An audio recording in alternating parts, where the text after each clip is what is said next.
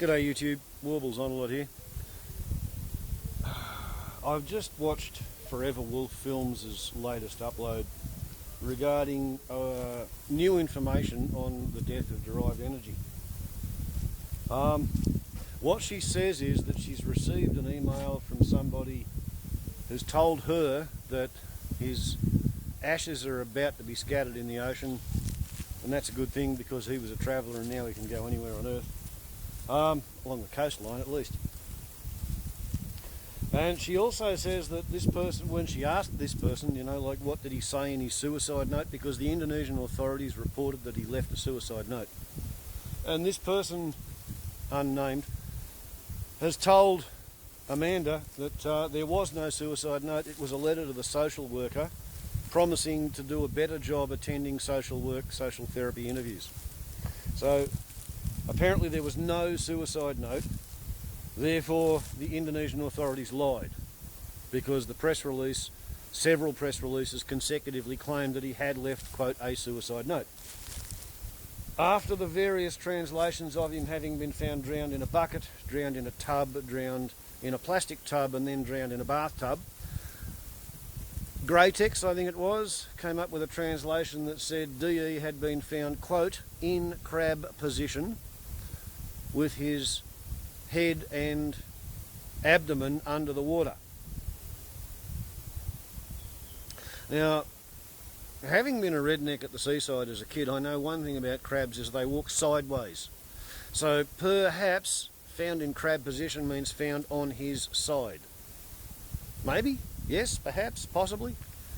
So the conclusion that Amanda has been talked into, argued herself into, based on this email from somebody, unnamed, is that previously Kirk had been known to become unconscious and he had to be revived by other people. Now whether this was slapping his face or lifting his legs above his head or injecting him with Narcan, I don't know how they revived him, but he'd become unconscious. One way that people can become unconscious is if they green out.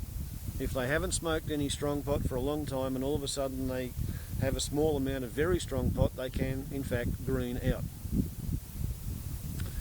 And what happens then is they suffer from vasodilation and all their blood pools in their feet, and they have to lie down with their toes above the level of their head and wriggle their toes, otherwise they do lose consciousness.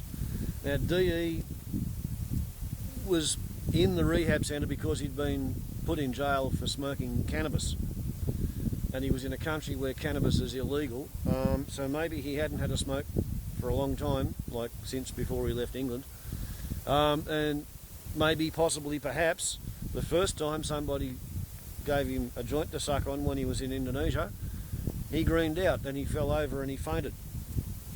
Perhaps, possibly.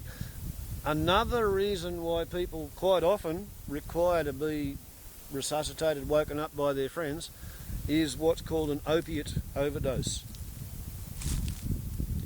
And generally it takes like CPR or Narcan to wake somebody up after an opiate overdose.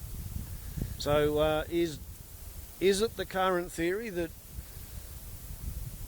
DE had once upon a time fainted, and therefore when he's found dead and the Indonesians say that he left a suicide note and they say that he committed suicide, therefore that means that he actually accidentally died?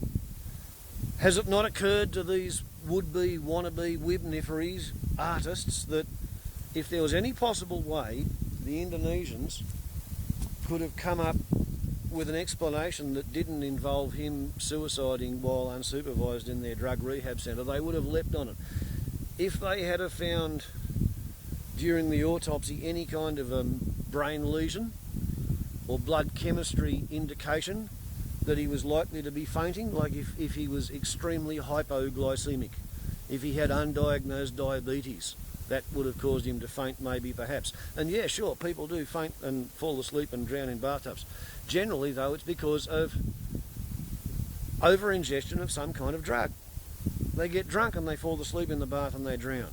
Or they take too much opiates and they nod off and they drown in the bath.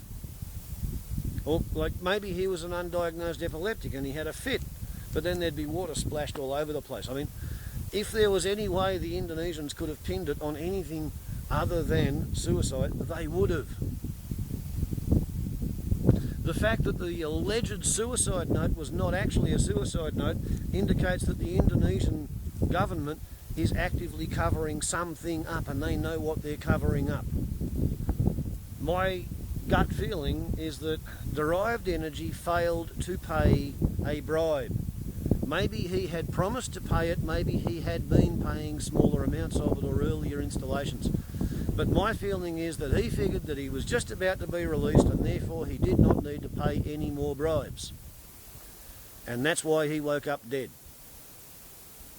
My gut feeling is that Derived Energy was probably smothered by a pillow in the barracks by several people, you know, at least 2 to hold his arms and his legs and a 3rd person to hold the pillow over his face.